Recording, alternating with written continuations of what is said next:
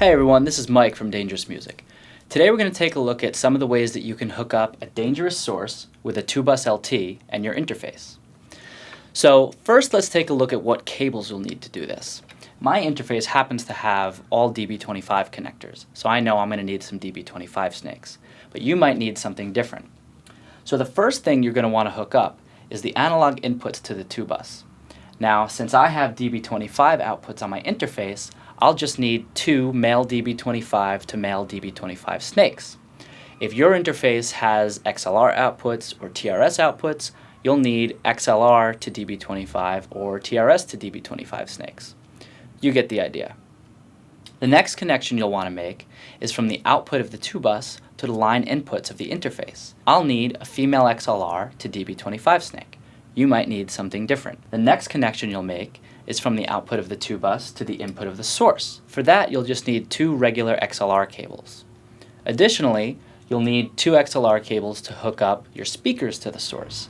Now, if your speakers have a different kind of connection like TRS, then you might need a different kind of cable.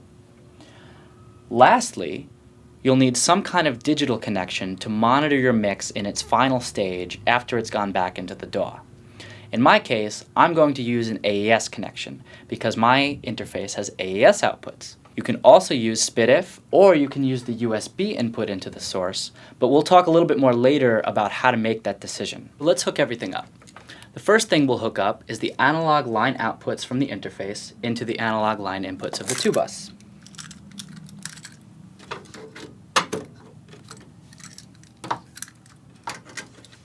So next up are the outputs of the 2-bus.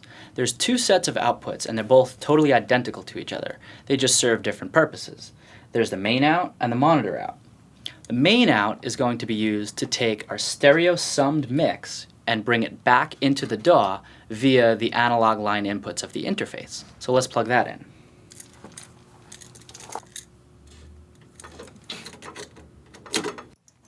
The monitor output of the LT is used to be able to monitor the summed output of the LT. Makes sense, right? So for that, we'll use our two XLRs and plug it into the analog 1 input of the source.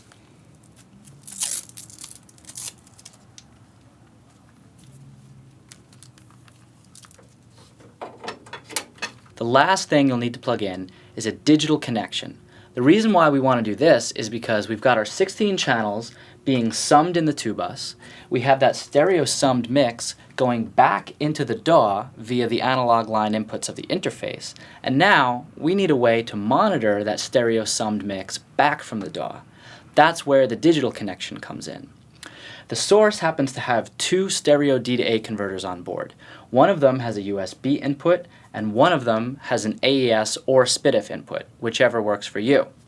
There's a couple of different considerations when choosing which of these digital inputs to use, but the important thing to know is that both of them have the exact same D to A converter, and they're both mastering grade converters, so it doesn't really matter which one you choose quality-wise. I'm going to use the AES output of my interface.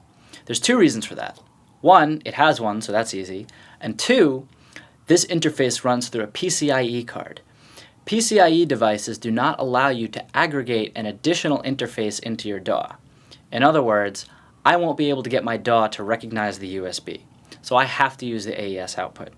If you're using an interface that doesn't run on a PCIe card, then you have the option of using the digital out from the interface or using the USB out from your computer. So if you wanted to use the USB, all you would have to do was aggregate the source as an additional interface in your DAW.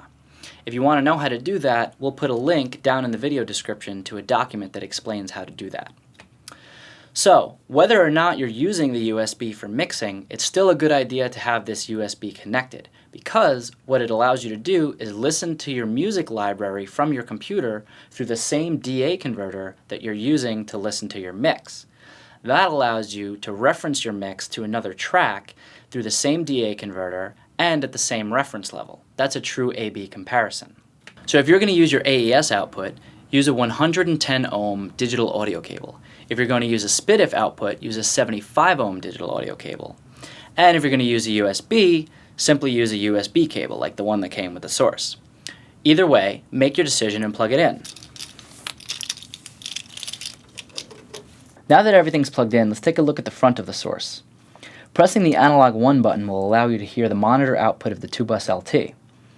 That will allow you to hear the mix before it goes back to the DAW, or to monitor the LT while you're tracking. Remember that when you're mixing, you always want to hear the last step in the signal chain. In my case, that's the AES button. In your case, it could be USB, depending on what connection you chose. So that's how you hook up a dangerous source with a 2-bus LT and your interface. Plug everything in and go make some music.